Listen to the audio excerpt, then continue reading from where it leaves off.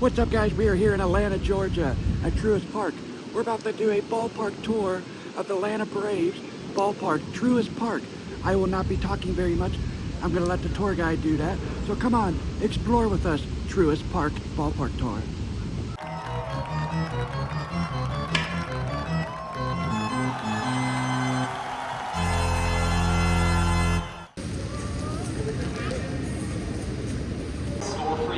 We'll see a lot of cool restricted access areas you normally wouldn't get to see on a game day. I will tell you guys, there are no restrictions on photographs, so take pictures of anything and everything you'd like.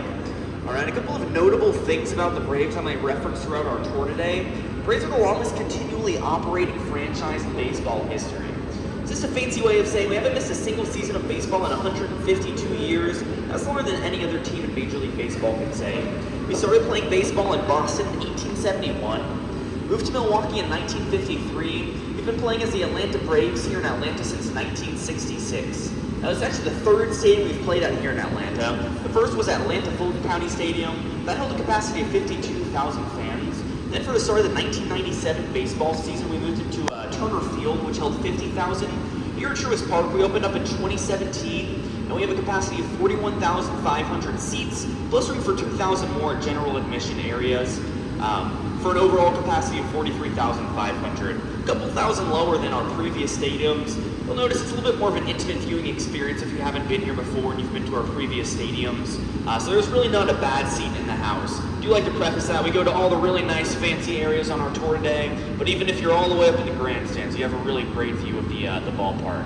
Construction here started in 2014, took about 2.5 years to build. As I told you guys, we were open for opening day of the 2017 baseball season.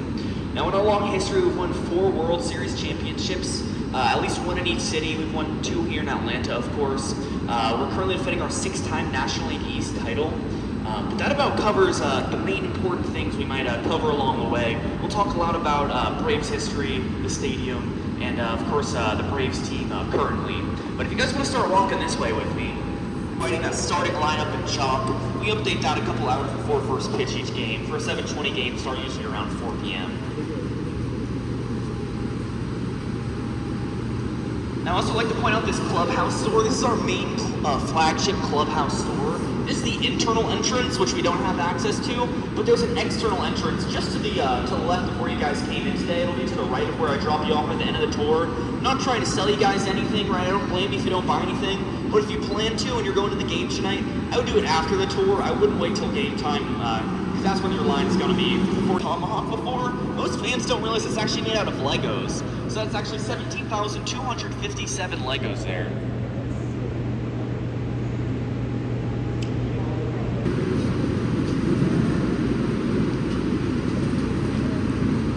$172 million. The battery area was $450 million for an overall cost of just over $1 billion to build the entire stadium as well as the battery area.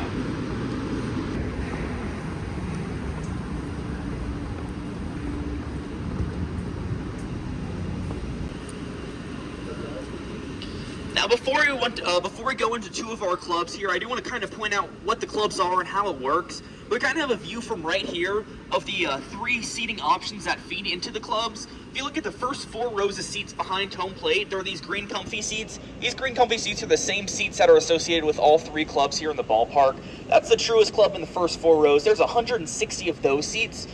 These seats in front of us, after those first 4 rows right here and up there, there are 1,600 of them. They feed into the Delta Club. Alright, so we have the Truist Club, the Delta Club down here. Then upstairs we have the Xfinity Club. You can see some of those green comfy seats up there. We'll go check out the Xfinity Club as we head further.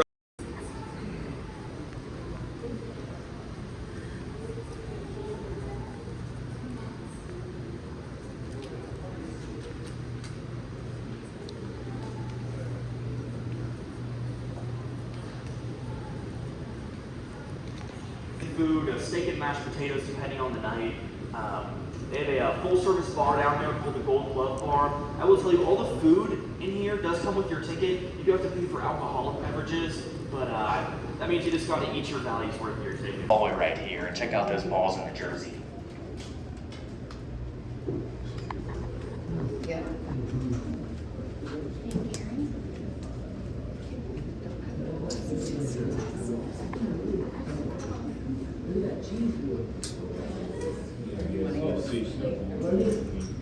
8th row. One spot.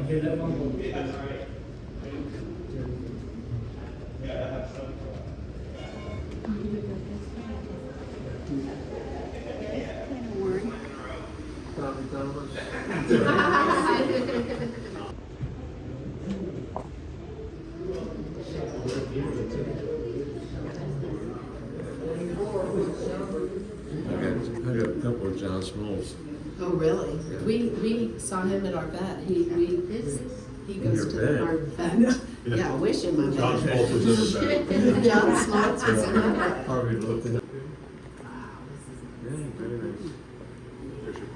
This is the Truist. Yeah. They're never on resale. And so, Right, so the only is if you have a friend that gives them to that, or a company. the resale, you can look for them for sale for particular dates, is what he was saying. Yes. So you could buy it.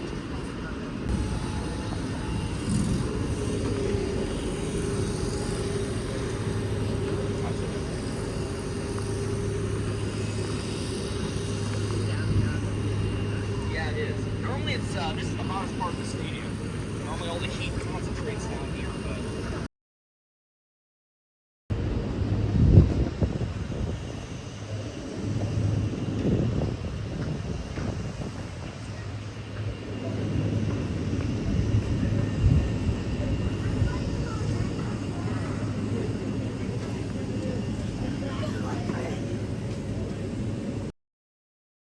See the other teams warming up. We can check in on our guys. Down below the little cover down there, you guys can see those blue things hanging down. Those are AC vents. We only installed those this past off season, so most of the time we've been here at Truist Park, they haven't had AC in the dugout. So this is cool to see if we can find out. You guys can really enjoy that this one summer. Of course, the clubhouse is down those stairs. If you went down those stairs, you came right to the clubhouse. We have a really big, beautiful clubhouse here. Amazing amenities, a strength conditioning facility, a rehab center with a hot tub, a cold tub, underwater.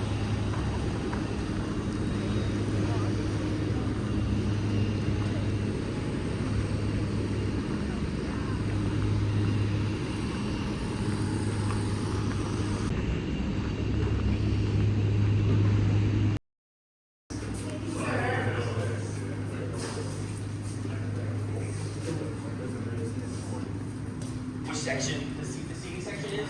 It's anything below the seating section's the way it works here is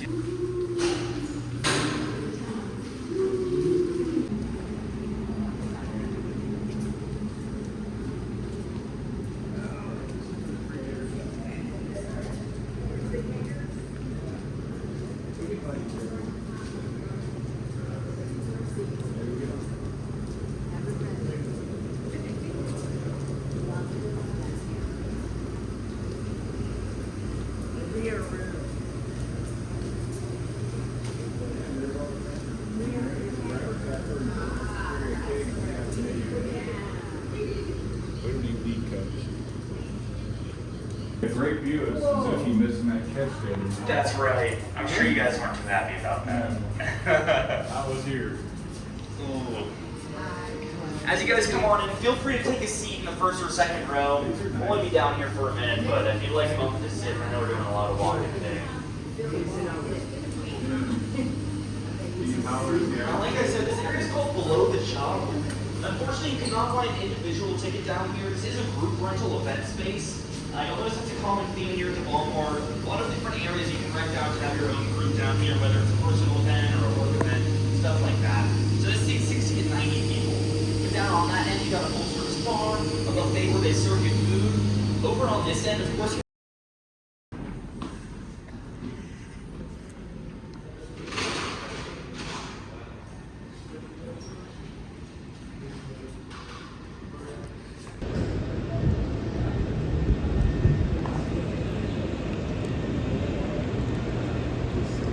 sun's shining a little bit.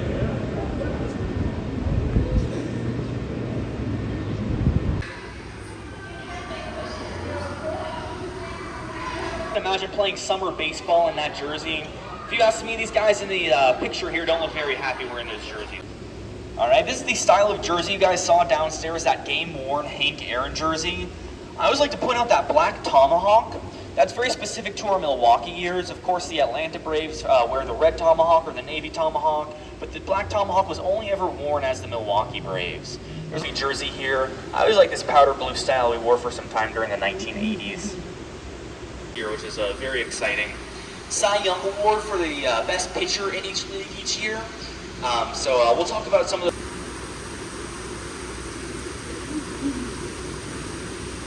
Now, as you guys come on over this way, you'll see this 9-foot number 715, very iconic moment in the history of the Braves. We'll see all throughout the ballpark. We'll talk a little bit more about home run number 715 when we get upstairs into the Hank Aaron Terrace. Behind the...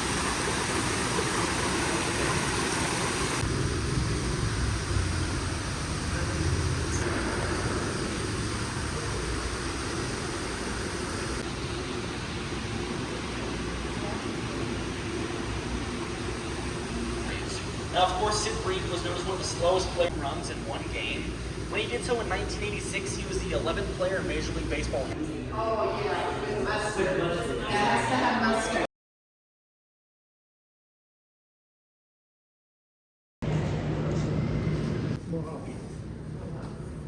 Good. So we'll put it the Hank Aaron. We also have the giant bobblehead of Hank Aaron here. We have one for each retired number within the organization. Hank Aaron, of course, we're number within event in here. But the Hank Aaron Terrace that you're looking at as you walk on over there, we actually turn that into a press.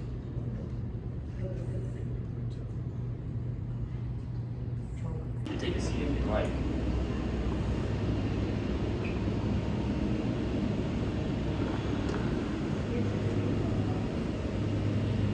Take a seat, babe. I'll get you picked. Here, all real awards. When a player wins an award, of course, it's a grab-and-go market. It's a little bit quicker food option for those in the club. Got a soda, beer, and water over there. They do like nice from 1982 to 1984. Of course, he's commonly associated with his time with the Yankees. Bobby Cox managed a team from 1990 to 2010. He's the first most winning manager in Braves history. We'll talk. So he was the first player in Major League Baseball history to win 4 Cy Young Awards in a row. And only one player has done it since. That's Randy Johnson. But really speaks a lot. Where's the Budweiser? Just on the street.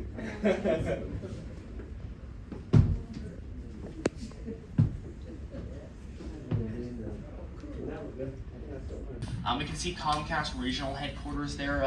They operate out of the Battery. That really tall building behind it, that's TKE Elevator Building. That's their regional headquarters. Now that's actually the tallest building in Cobb County, 420 feet tall, 27 stories. Now the middle 20 floors of that building don't have any levels to walk on. It's all elevator testing shafts. They have a system called Multi, where it's elevators that can move up and down, left and right around each other.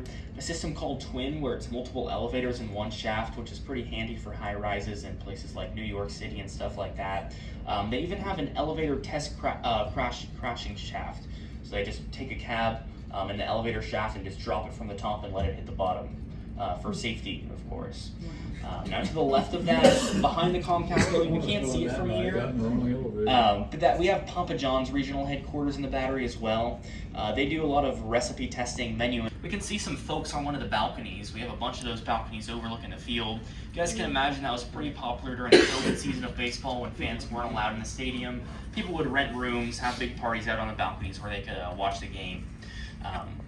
Now in the Battery, we can't see a lot of it from here. We also have 531 apartments out there where people live. Those all represent pennants in the playoffs the Braves have won throughout our history. So their earliest flag up there is 1872 when the Braves won the National Association. That was 4 years before the National League would form in 1876, which would of course later join the larger umbrella of Major League Baseball. Most recent flag up there is 2022 when we won the National League East for the 5th year in a row. Of course, we just won the National League East for the 6th year in a row, but we'll see how much further we make it into the playoffs. Who knows? We could end up with another red flag up there, right? So, of course, those red flags up there represent World Series wins the Braves have throughout our history. So we went over those earlier. Braves are the only baseball organization in Major League Baseball to have won World Series in 3 different cities.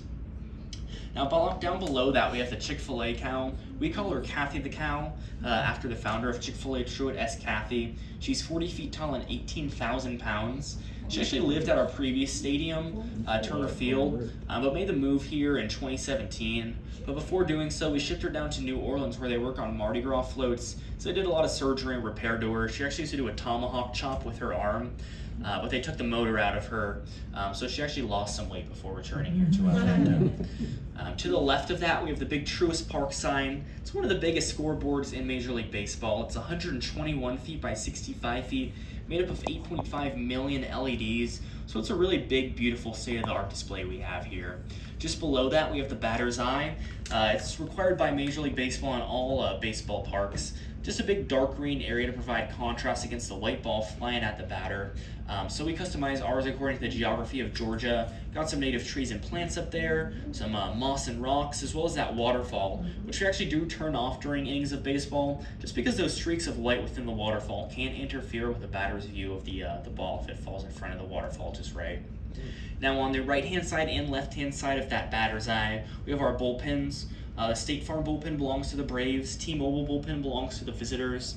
Following that same pattern, we got to go into the Braves dugout, which is on the right-hand side. Left-hand side is a visitor's dugout.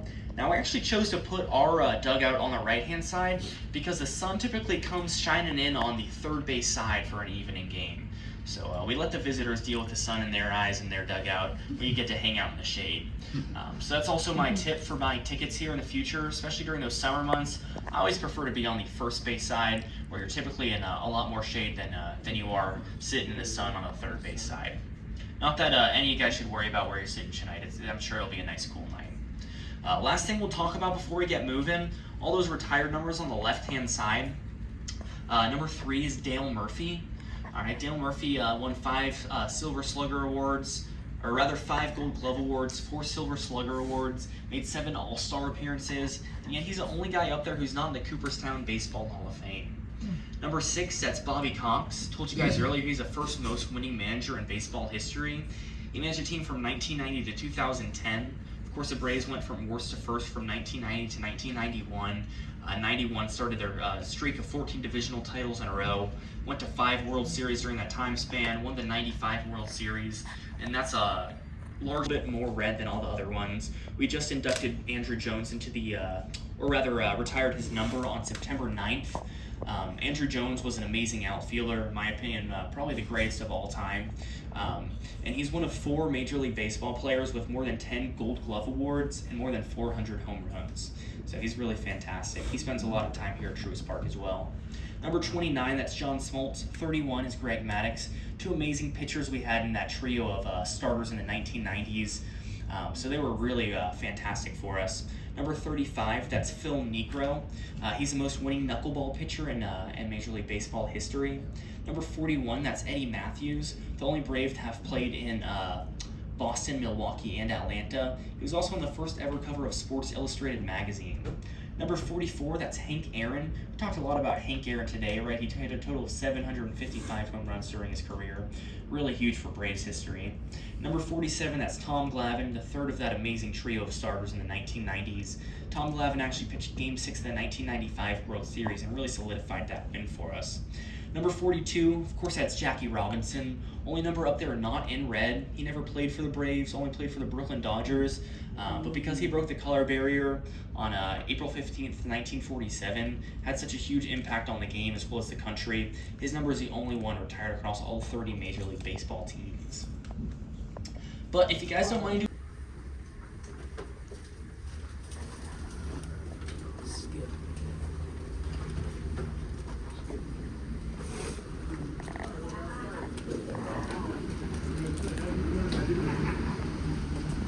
Alright guys, that will do it for this vlog for the ballpark tour. I enjoyed the tour at Truist Park. I liked it a little bit better than Progressive Field because there's a lot more. The tour guide said we went into 90% of the ballpark, so that was awesome. I think my favorite part was definitely getting on the field because that does not happen at every tour on game day at any tour, and especially here at Truist Park. The tour guide always said no matter what ballpark you go to, and if it's a game day tour, make sure you do the tour in the morning. Better chance you'll get on the field because they're not doing anything on the field other than grounds crew. If the players are not on the field, they will most likely get on the field unless it's raining. But anyway, I had a great time. Hope you guys enjoyed it. I'm trying to do a lot more ballpark tours if I can. But thank you guys for joining us. Have a great day, and thank you for exploring.